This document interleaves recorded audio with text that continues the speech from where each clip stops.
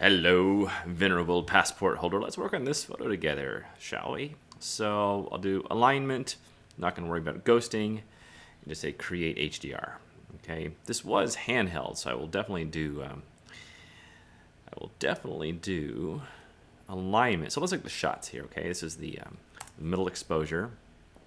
Turned out to be a beautiful day on the way back. It really cleared up, and we got these little splashes of blue down in the water, which is great, where the sun was poking through. I think this is going to turn out to be an outstanding HDR. I'm quite excited about it. Okay, so that's one of the exposures. That's the dark one. You can already tell they're a little misaligned. And that's the bright one, which is just really way too bright. Way too bright. By the way, tomorrow we're going to be working on this photo. Okay, down at the docks. Remember when I stopped down there from the behind-the-scenes video yesterday? And then on the 25th, Christmas Day, give you a little gift here with this one. I'm going to work on this photo, which I got on the way back. Okay. All right, here we are. Here we are inside Sweet Aurora. All right, already looking pretty good. So let's look at it before and after. You can see it's already done something pretty nice. I'm finding the greens to be a little neon, which is something you have to watch out for in HDR. Sometimes those yellows and greens can really pop a little too much. So let's just begin there. Okay, let's just go down there and get rid of some of that saturation down there. All right, so we'll go down here into HSL saturation. This is probably the yellow. So if you drop this down and drop down the greens, there's less extreme now. Okay, we could do something a little later to bring them up, but I'm going to do that later with image radiance to make it a bit more glowy glow. Okay. All right, so this looks good. Let's go ahead and adjust the overall contrast. And you know, here on the base layer, I'm just trying to do things that look good everywhere. Okay, no brushing, none of that. So we're going to look at it before and after. Before and after. Already looking better. I want to add a bit more texture and drama to the sky now. Okay. So to do that, we'll add a layer, an adjustment layer. And then we'll go down here to structure, HDR structure, increase this a little bit. I think I will keep it soft rather than hard, soft.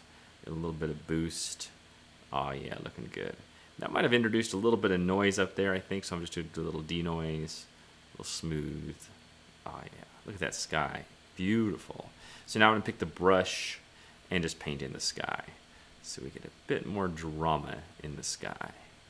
What does it look like on the water? It's a little much. I do like it on those bright parts though, so I'll like it small and just brush over the bright part. Kind of make that pop a little bit. Cool. So you can just see where I painted. I painted all up here in the sky, a little bit down there in the wah-wah. Okay. Now let's do sort of a final radiance pass to give it that glow. Okay, so I'm adding a layer. Go down here to image radiance, pull this up, a little bit of smart colorize. Oh yeah, look at that. I really like that. So now I'm going to pick my brush, make it a little bit bigger.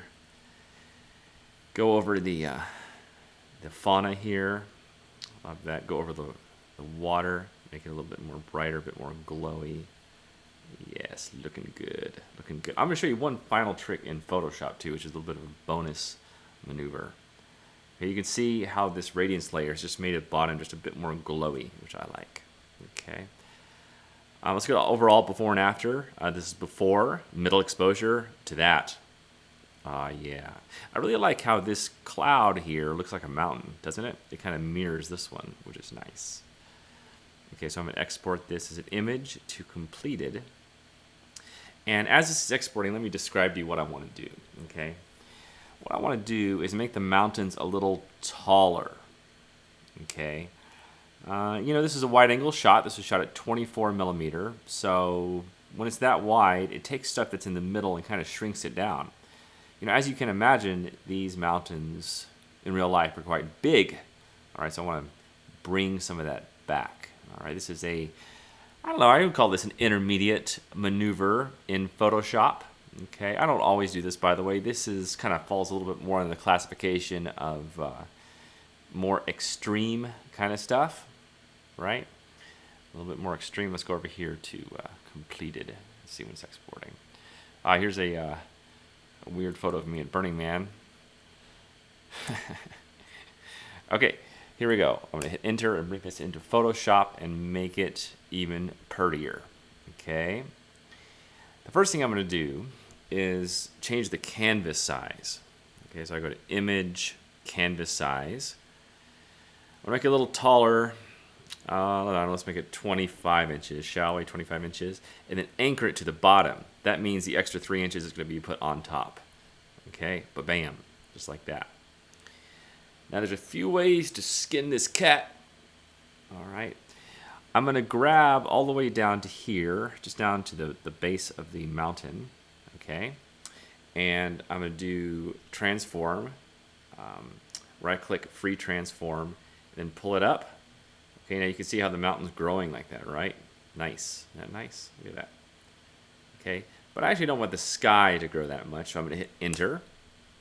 Okay, and then I'm going to grab just the sky part now, not the top of the mountain. Command T for transform and then pull it down. Okay, so we don't have all that extra sky, but we do have a little bit of extra mountain. You see? You see what we did here? Now I'll hit the crop tool. Should we pull this bit down here? Pull this part down. Boom. And hit enter. Very nice. So now we have nice, tall mountains. Let's pull up our history thing here. So we go to history. Go back here to the open. You see the mountains a little bit squattier. And now they're a little bit taller. Squatty, taller. Aw, yeah. All right, cool. There's a fun little trick for you. I hope you enjoyed that, and I'll see you tomorrow for our next passport editing session. Thank you, guys.